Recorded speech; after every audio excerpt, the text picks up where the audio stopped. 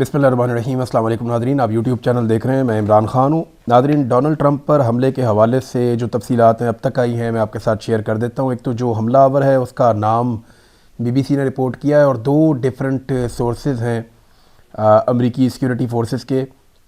उनके मुताबिक कोल Thomas Elon इस आदमी का नाम है और ये एक ट्यूटर है, यानी जो ट्यूशन पढ़ाने वाली सर्विसेज होती हैं ये वहाँ काम करता है और एक अच्छी यूनिवर्सिटी से तालीम याफ्ता भी है। फिर इसका ताल्लुक़ जो है वो डेमोक्रेट्स से बताया जाता है कि इसकी हमदर्दी डेमोक्रेट्स के साथ है जो डोनाल्ड ट्रंप की अपोनेंट पार्टी है। और इसके अलावा इसने डेमोक्रेट्स को फंडिंग भी की थी। अमेरिका में जब आप फंडिंग करते हैं किसी पॉलिटिकल पार्टी को या उसको सपोर्ट करते हैं तो उसका रिकॉर्ड बन जाता है, उस रिकॉर्ड में ये चीज़ें पता चली हैं। तो नंबर एक ये है कि आला तालीम याफ्ता आदमी है, एक ट्यूटर है, इसका कोई ऐसा रिकॉर्ड भी नहीं है क्रिमिनल, लेकिन ये इसी होटल में रह रहा था। इसके पास मल्टीपल वेपन्स रिपोर्ट हुए हैं और दो इसकी एक तस्वीर और एक वीडियो अब तक सामने आ चुकी है। अब तो बाकी चीज़ें भी निकाल के आहिस्ता आहिस्ता सामने ला रहे हैं, लेकिन डोनाल्ड ट्रंप ने इसकी गिरफ़्तार वाली जो शक्ल है वो सबसे पहले दिखाई जहाँ इसको ज़मीन पे लटाया गया था। तो एक वहाँ से इसकी वीडियो जारी की गई और दूसरी तस्वीर आई थी। उसके बाद एक वीडियो भी आती है जिसमें बहुत तेज़ी से भागता हुआ एक आदमी फायर करता है और बड़ी क्लोज़ रेंज से एक ऑफिसर को हिट करता है। और फिर उसके बाद वहाँ पे एक इमरजेंसी वाली सिचुएशन, बहुत सारी वीडियोज़ आ रही हैं हिल्टन होटल से, वाशिंगटन से, और वो सारी वीडियोज़ ये बता रही हैं कि काफ़ी ज़्यादा मैस क्रिएट हो गया था। बहुत बड़े पैमाने पर सिक्योरिटी फोर्सेस के लोग वहाँ पे मौजूद थे। डोनाल्ड ट्रंप ने दो चार बातें की हैं इसके बाद। एक तो देखें, डोनाल्ड ट्रंप जुर्रत वाला आदमी है, ये सब मानते हैं। इससे पहले जब डोनाल्ड ट्रंप पे गोली चली थी पेंसिल्वेनिया में और वो डोनाल्ड ट्रंप की सर की हरकत की वजह से, वो गोली डोनाल्ड ट्रंप के सर में घुसने की बजाय उसके कान को छूकर निकल गई थी, वो जानलेवा हमला था।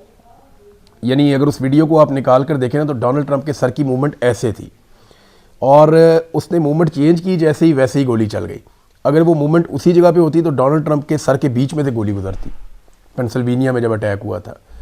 तो उस वक्त तो ऐसा लगा कि डोनाल्ड ट्रंप को कुदरत ने बचा दिया, लेकिन डोनाल्ड ट्रंप ने जिस तरह उस वक्त करैक्टर शो किया था, मुक्का लहराया, बड़ी बहादुरी के साथ उसने फेस किया, बाद में बड़ा मजबूती के साथ डोनाल्ड ट्रंप सामने आए। तो डोनाल्ड ट्रंप की जुर्रत तो बहुत है, बहादुर आदमी है, इसमें कोई शक नहीं है, दलेर आदमी है और उसका चीज़ों को देखने का, उनको डील करने का अपना एक तरीक़ाकार है। अब जब कल हमला हुआ तब भी डोनाल्ड ट्रंप एक ही बात कर रहे थे कि मैं ये तकरीब ख़त्म नहीं करना चाहता, तकरीब को दोबारा बुलाएं, लोगों को बुलाएं, बैठे फिर बात करते हैं। लेकिन उसमें फिर जो इंतज़ामिया है, सिक्योरिटी फोर्सेज हैं, उन्होंने डोनाल्ड ट्रंप को कहा कि नहीं, अगर आपने मीडिया को फेस करना है तो आप वाइट हाउस चले जाएं, हमें आपको सिक्योर करना है, आपके लोगों को सिक्योर करना है। तो जितने भी लोग हैं वो सारे फ़िलहाल तो महफूज हैं, लेकिन यहाँ पे जो अटॉर्नी जनरल है उन्होंने ये दावा किया कि हमला आवर सदर ट्रंप और उनकी इंतज़ामिया को निशाना बनाना चाहता था। यानी ये बात क्लियर हो गई है कि जो हमलावर आया था उसका निशाना डोनाल्ड ट्रंप था और उसकी इंतज़ामिया के लोग थे और वो मारने के लिए ही आया था। एक बात डोनाल्ड ट्रंप ने ऐसी की है जो बहुत अजीब लगी है, यानी वो उसका कोई सर पाँव नहीं है उस बात का। डोनाल्ड ट्रंप ने कहा कि मेरे ऊपर जो हमलावर ने गोली चलाई है वो 15 गज़ के फासले से चलाई है। अब डोनाल्ड ट्रंप से 15 गज़ से ज़्यादा फासले पे तो वो कैमरामैन था जो वीडियो बना रहा था, और 15 गज़ का फासला तो ये पिस्टल की गोली के लिए या ये जो गोलियां चल रही थी उनके लिए कुछ भी नहीं होता। तो डोनाल्ड ट्रंप के पास जो आवाज़ आई थी गोली चलने की वो भी इतनी ज़्यादा तेज़ नहीं थी, बल्कि उस कैमरे के अंदर जो आवाज़ आई थी वो भी इतनी ज़्यादा तेज़ नहीं थी। जो मकामी सोर्सेज बताते हैं वो कहते हैं जी काफ़ी दूर गोली चली है डोनाल्ड ट्रंप से, लेकिन डोनाल्ड ट्रंप तक गोली चलने की आवाज़ ज़रूर गई है। लेकिन अब ये जो 15 गज़ वाली कहानी आई है, एक इंसिडेंट हुआ है, उससे डोनाल्ड ट्रंप के लिए बड़ी हमायत पैदा हुई है दुनिया में, लोग मजम्मत कर रहे हैं, लेकिन ऐसे मौके पे 15 गज़ वाला स्टेटमेंट मुनासिब नहीं है, लेकिन ये स्टेटमेंट मौजूद है और ये सोशल मीडिया पे वायरल भी हो रहा है। तो फायरिंग करने वाला जो बंदा है ये आला तालीम याफ्ता भी है, डेमोक्रेट से इसका ताल्लुक भी है। अब इसने डोनाल्ड ट्रंप को गोली मारने का फ़ैसला क्यों किया या ये इस तकरीब में क्यों जाना चाहता था, इसकी वजूहत अभी तक अमरीकी इंतज़ामिया ने नहीं बताई। जब इन्वेस्टिगेशंस होंगी, चीज़ें सामने आएंगी, इनको सबूत मिलेंगे, तो उसके बाद फिर वो बताएंगे कि ये क्या हुआ। लेकिन एक बात डोनाल्ड ट्रंप ने कही और मेरे ख्याल में ये अच्छी बात है। ट्रंप ने कहा मुझे नहीं लगता कि इस हमले का ताल्लुक ईरान से है, लेकिन साथ ही उन्होंने ये कहा कि मैं अभी हतमी तौर पे कुछ भी नहीं कह सकता, लेकिन मुझे ज़ाती तौर पे नहीं लगता कि ये जो हमला हुआ है इसका ताल्लुक कोई ईरान के साथ है। साथ ही डोनाल्ड ट्रंप ने कहा कि ये वाक़या मुझे ईरान के ख़िलाफ़ जंग जीतने से नहीं रोक सकता। एक तो डोनाल्ड ट्रंप ने बार बार कहा कि मैं ईरान से जंग जीत चुका हूँ, और अब वो ये कह रहे हैं कि ये वाक़या मुझे ईरान के साथ जो जंग हो रही है वो जीतने से नहीं रोक सकता। एक तरफ वो कहते हैं कि ईरान का इससे ताल्लुक़ नहीं है, दूसरी तरफ वो कहते हैं कि ये वाक़या मुझे ईरान के साथ जंग जीतने से रोकने के लिए है और मुझे ये वाक़या नहीं रोक सकता। ये तज़ाद है डोनाल्ड ट्रंप की बातों में। लेकिन अभी हमें जो मेन चीज़ देखनी है, जो असल बात है, वो ये है कि डोनाल्ड ट्रंप की जो मनफी रेटिंग है उसमें कितनी बेहतरी आती है। देखें, जो डोनाल्ड ट्रंप की अप्रूवल है अमरीकियों की नज़र में वो बहुत नीचे गई है। डोनाल्ड ट्रंप अपनी मकबूलियत के निचले दर्जे तक पहुंच गए हैं। अमेरिकन की ज़्यादातर तादाद आज डोनाल्ड ट्रंप के ख़िलाफ़ है, बल्कि नौजवानों की बहुत बड़ी तादाद जिन्होंने डोनाल्ड ट्रंप को वोट डाला, इमिग्रेंट्स की बहुत बड़ी तादाद, वो सारे डोनाल्ड ट्रंप के अगेंस्ट हो गए और वो चाहते हैं कि डोनाल्ड ट्रंप का मुहासबा भी हो जाए। एप्स्टीन फाइल उसकी एक बहुत बड़ी वजह है। अमेरिका के अंदर जो पॉलिसीज़ हैं वो बहुत बड़ी वजह है। इन्फ्लेशन, जो प्राइस हाइक हो रही है, बहुत तेज़ी से कीमतें बढ़ रही हैं अमेरिका में, वो भी उसके लिए एक रीज़न है। इंतज़ामी मामलात अलग हैं और डोनाल्ड ट्रंप के बैनुल-अक़वामी सतह पे जो फैसले और बयानात हैं उससे भी कोई अमेरिकन ज़्यादा खुश नहीं है। तो ऐसी सूरत हाल में डोनाल्ड ट्रंप की जो रेटिंग है उनमें कितना फ़र्क पड़ता है, इस पर फोकस करने की ज़रूरत होगी। हम देखेंगे कि इस वाक़े ने, क्योंकि पिछली मरतबा जब डोनाल्ड ट्रंप पे गोली चली और डोनाल्ड ट्रंप ने बड़ी मजबूती शो की तो उसमें डोनाल्ड ट्रंप को बहुत फ़ायदा हुआ था। और मैंने उसी वक्त कहा था कि अब अगर डोनाल्ड ट्रंप जिंदा रहा और ये इलेक्शन से पहले कोई बहुत बड़ा मामला इधर उधर ना हो गया तो डोनाल्ड ट्रंप अमेरिका में इलेक्शन जीत जाएगा। देखिए, अमेरिकन जो है ना वो बड़ी प्राउड नेशन है, वो मजबूत रहना, ताकतवर रहना वो ये बहुत पसंद करते हैं। We are the super powers, उनके अंदर ये चीज़ है। उन्हें खेलों के मैदान में भी जीतने की आदत है, जी हमें पहले नंबर पे रहना है, जंग के मैदान में भी, हर जगह पे। तो उस कौम के अंदर ये चीज़ है और वो मजबूत आदमी को, बहादुर आदमी को पसंद करते हैं। और यही डोनाल्ड ट्रंप के मामले में हुआ कि जब उनके ऊपर पेंसिल्वेनिया में अटैक हुआ तो उनकी रेटिंग्स बढ़ गई थी काफ़ी। अब देखना यह है कि ये वाला वाक़या उनकी रेटिंग के साथ क्या करता है। अच्छा, एक दो चीज़ें और वहाँ से रिपोर्ट हो रही थी, मैं वो देख रहा था। एक तो लोग शराब की बोतलें उठा कर ले जा रहे हैं, ख़ासतौर पे ख़वातीन सहाफ़ियों की कुछ वीडियो वायरल हुई कि वो वहाँ पे तकरीब में शराब की बोतलें बाद में वो उठा रहे थे, क्योंकि देखें तकरीब के अंदर सर्व किया जाता है लोगों को। और वैसे ये तकरीब होती है वाइट हाउस कॉरस्पॉन्डेंट्स की जानिब से, यानी वो आपस में चंदा करके सदर को उसमें बतौर मेहमान बुलाते हैं। ये कोई सदर पैसे नहीं देता इसके, तो सहाफ़ियों के ही पैसे थे उसमें मुबैना तौर पे। और ये एक डिनर था जिसमें सदर को मदऊ किया गया था, फिर गोली चलती है और डिनर कैंसिल हो जाता है। अब सहाफ़ी तो वहाँ पे बड़ी देर तक मौजूद रहे, तो ठीक है, जिसके आज जो चीज़ आई अब एक ही तरह होता है मामला। बहरहाल उनके लिए कोई शराब हराम तो नहीं है, उन्होंने वहाँ से एक एक बोतल उठा ली। कुछ लोगों ने, कुछ लोग तनकीद कर रहे हैं, कुछ लोग तारीफ़ कर रहे हैं, कुछ लोग ये कह रहे हैं कि जनाब उनका अपना पैसा लगा हुआ था, वो ले जाएं या ना ले जाएं, इससे किसी को क्या फ़र्क पड़ता है। बहरहाल ये इसके ऊपर बड़ी नुक्ताचीनी हो रही है कि जिस जगह पे कुछ देर पहले गोली चली है और उनके सदर की और इंतज़ामिया की जान ख़तरे में थी, उसके बाद वहाँ पे सहाफ़ियों का रवैया किस तरीके का था। अब आ जाए नाज़रीन ख़ित्ते की तरफ वापस। तो सबसे पहली जो चीज़ हुई है वो ये कि इराक़ची पाकिस्तान में वापस पहुँच गए हैं, ईरानी वज़ीर ख़ारजा। लेकिन ओमान में उन्होंने ओमान के जो बादशाह हैं उनसे मुलाकात की। ईरान के और ओमान के बड़े शानदार ताल्लुकात हैं और पाकिस्तान के भी ओमान के साथ बड़े अच्छे ताल्लुकात हैं। ओमान गल्फ़ ममालिक में एक वाहिद ऐसा मुल्क है जिसने बड़ी मजबूत पोजीशन ली है इस लड़ाई के दौरान, यानी ओमान किसी के प्रेशर में नहीं आया। ओमान ने ना अमेरिका का प्रेशर लिया, ना खलीजी ममालिक का प्रेशर लिया, ना इसराइल का प्रेशर लिया, ना ईरान का प्रेशर लिया। ओमान अपनी पॉलिसी के साथ चला इस लड़ाई के बीच में और सबसे कम नुकसान भी ओमान को हुआ और उसके कद में काफ़ी इजाफा भी हुआ। ये बड़ी समझ वाली बात है जो ओमान ने काम किया है। अब इस वक्त ओमान एक रोल भी प्ले कर सकता है अमन के लिए, इस खित्ते में जंगबंदी के लिए, और देखते हैं क्या रोल प्ले होगा। बहरहाल कोई ऑफिशियल स्टेटमेंट ऐसा तो नहीं है कि जो आपके साथ शेयर किया जाए, कोई बड़ी ख़ास बात उसमें से निकल आई हो, लेकिन ये एक सिग्निफिकेंट मुलाकात है। इसके अलावा इराक़ची ने मिस्र और तुर्की के वज़ीर ख़ारजा से भी टेलीफोन पे बात की। तुर्की के जो वज़ीर ख़ारजा हैं वो भी काफ़ी एक्टिव हैं, उन्होंने ना सिर्फ इराक़ची से बात की बल्कि अमेरिका और पाकिस्तान से भी उन्होंने बातचीत की। तो मैं आपको बता रहा हूँ कि जो ममालिक इस सारे सालसी के माहौल के अंदर बहुत ज़्यादा सरगर्म हैं उनमें पाकिस्तान है, तुर्की है, मिस्र है, ओमान है। ये वो ममालिक है जो काबिल कबूल है, यानी इनकी अमेरिकन से भी बात हो जाती है, इनकी ईरानियों से भी बात हो जाती है। अब एक रशिया है जिसकी अमेरिकन से बात नहीं होती, लेकिन ईरानियों के साथ उनकी बड़ी ठीक ठाक अलैक्सलैक है। चाइना है, वो ऑफर करता है कि हम ये बात करते हैं, लेकिन अमेरिका चाइना को बीच में आने नहीं देता, लेकिन ईरानियों के साथ उनकी ठीक ठाक बातचीत है।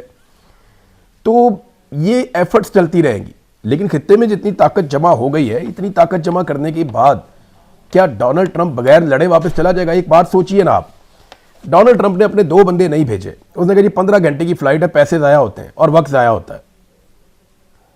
यानी जिस आदमी ने को 50,000 फौज भेज दिए खित्ते में, उसने बड़े बड़े बहरी बेड़े भेज दिए पूरे खित्ते के अंदर, उसने दुनिया के महंगे तरीन हथियार पहुंचा दिए हैं वहां पे। रोज़ाना की बुनियाद पे दर्जनों फ्लाइटें चल रही हैं, रोज़ाना की बुनियादों पे हथियार नस्ब किए जा रहे हैं। अरबों डॉलर जो आदमी खर्च कर रहा है रीजन में, वो अमन के लिए 2 लोगों को एक ट्रैवल नहीं करवा सकता। ये कोई समझ में आने वाली बात है? लेकिन ट्रंप ने कहा जी वो खर्चा वर्चा बचाना चाहता है। मैंने उसके ऊपर तबसरा भी किया था कि ट्रंप ही खर्चा बचाना चाहता है, हम तो नहीं बचाना चाहते, हमने तो अपना अरबों रुपए का नुकसान कर लिया इस्लामाबाद में कर्फ्यू लगा के। बहरहाल ट्रंप ने जो जान का असला, जो जान के फौजी और हथियार, वो सारे पहुंचा दिए मिडल ईस्ट में। लेकिन जब अमन की बात आई, मुज़ाकरात की बात आई, तो डोनाल्ड ट्रंप ने कहा जी मेरे लोग नहीं आ सकते, टेलीफोन पे ही बात कर लेंगे हम आपस में, और मुज़ाकरात अब टेलीफोन के ऊपर होंगे। ये दुनिया की तारीख के अनोखे मुज़ाकरात हैं कि जो टेलीफोन के ऊपर होंगे, और डोनाल्ड ट्रंप ने उसकी ऑफर भी कर दी है कि ईरान का जब दिल करे मुज़ाकरात का तो वो हमें टेलीफोन कॉल कर ले।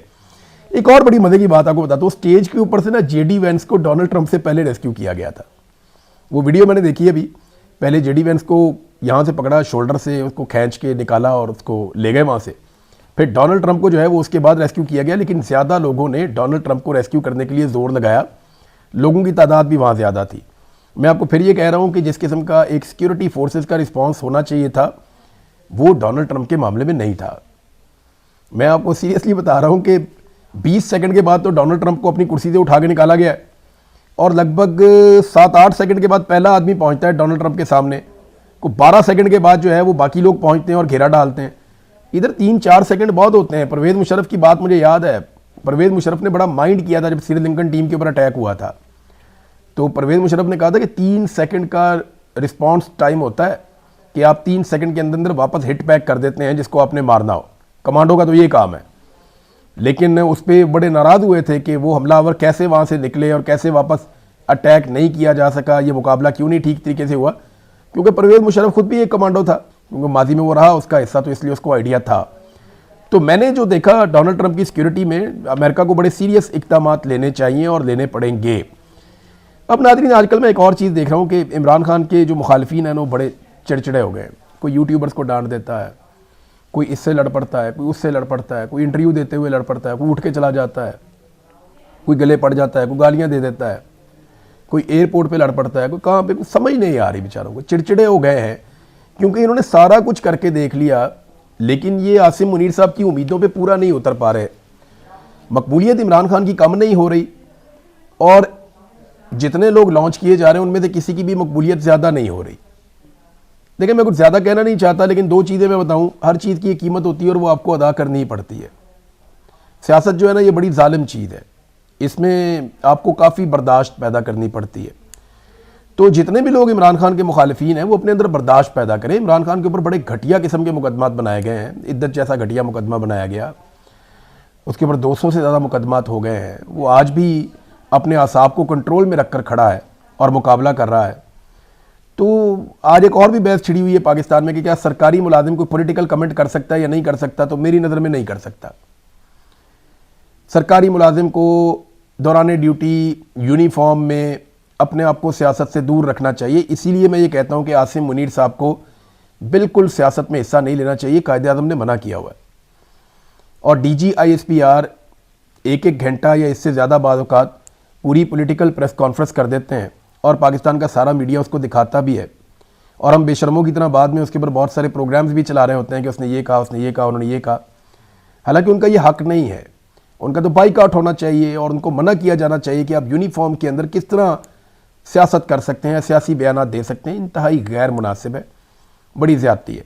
जब आप यूनिफॉर्म में और आप ड्यूटी पे हैं तो फिर आपका कोई फेवरेट नहीं है, ना कोई आप कह सकते हैं मेरा फेवरेट है, ना ये कह सकते हैं कि मैं इसके खिलाफ हूँ।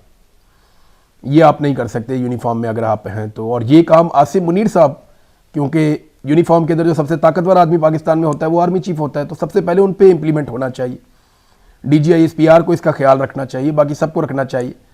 जब आप ऐसे इस ओहदे को इस्तेमाल करते हैं ना ताकत के बलबूते पे, तो फिर ये मामला नीचे तक जाता है। और दूसरी बात यह है कि बतौर कौम हमारे अंदर से बर्दाश्त खत्म होती चली जा रही है। मैं भी इसका एक हिस्सा ही हूँ, लेकिन अगर आप अवामी नुमाइंदे हैं तो फिर आपको बहुत बर्दाश्त पैदा करनी पड़ेगी पाकिस्तान जैसी सोसाइटी में, क्योंकि सोसाइटी पोलराइज बहुत ज़्यादा हो गई।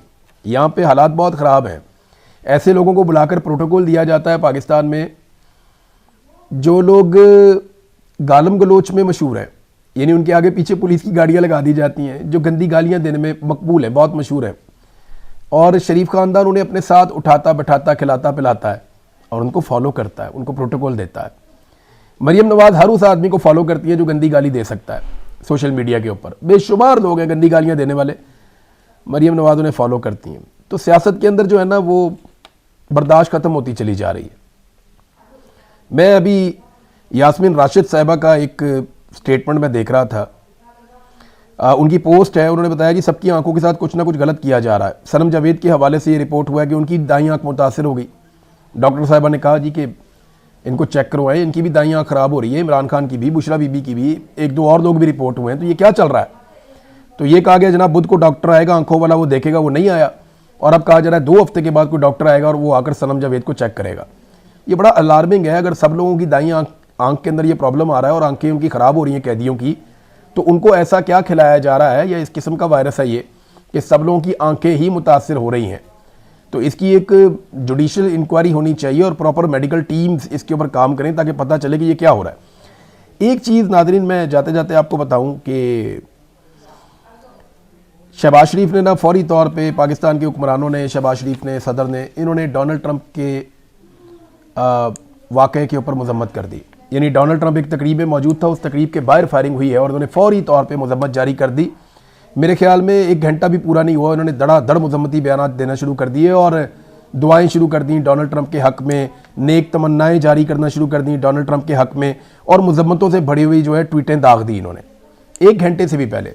लेकिन याद रखिएगा कि जब आयतुल्लाह अली खामनाई शहीद हुए ईरान में, तो ये बहुत देर तक ये कोई स्टेटमेंट देने के काबिल नहीं थे और उन्होंने कोई मजम्मत या कोई बयान जारी नहीं किया था। जो मिनाब स्कूल के अंदर 170 बच्चियां शहीद हुई 5 साल से लेकर 7 साल तक, उस पर शहबाज शरीफ ने कैसा और कब रिस्पॉन्ड किया, जरा ये भी आप चेक कर लीजिएगा। तो ये गुलामी वाली सोच है कि डोनाल्ड ट्रंप को छींक भी आएगी तो ये ज़मीन पे झुक जाएंगे और उनकी खिदमत में हाजिर हो जाएंगे, फर्शी सलाम करेंगे उन्हें कि डोनाल्ड ट्रंप साहब को छींक भी नहीं आनी चाहिए, पूरा इस्लामाबाद बंद कर दो। लेकिन अगर कहीं जुल्म हो जाए, ज़्यादती हो जाए, बर्बरियत हो जाए हकीकत में, तो इनको बयान देने में कई दिन लग जाते हैं, अंदाज़ा कीजिए आप। और ये हकीकत है। शहबाज शरीफ ने बताया था कि बेगर्स कांट बी चूज़र्स, और शहबाज शरीफ को अपनी औकात का बहुत अच्छे से पता है। लेकिन पाकिस्तानी अपनी औकात और अपनी हैसियत जानते हैं, उन्हें किसी किस्म का कम्प्लेक्स नहीं है। और पाकिस्तानी ये सोचते हैं कि हम इतने बुरे के हकदार नहीं हैं जो हमारे साथ किया जा रहा है, और यही तो फटा है। अब तक ले इतने, अपना ख्याल रखिएगा, अपने चैनल का भी। अल्लाह हाफ़िज़।